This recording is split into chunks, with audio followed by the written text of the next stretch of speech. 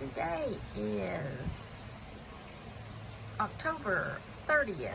It's rained for about 12 hours. And look at the mess.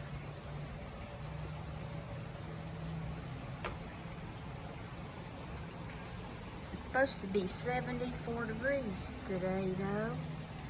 But Sunday it could freeze. So all the flowers are going to probably die. What in the world was that? Oh no. Blackbird. Yeah, I hear you.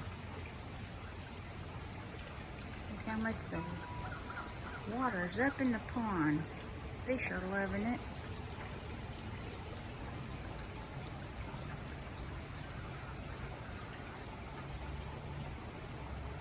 Oh my God, look at the leaves in the flower pot.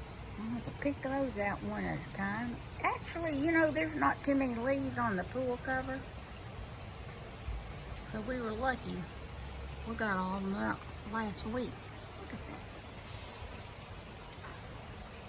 So that's some pretty color there. It's going to be the end of it though.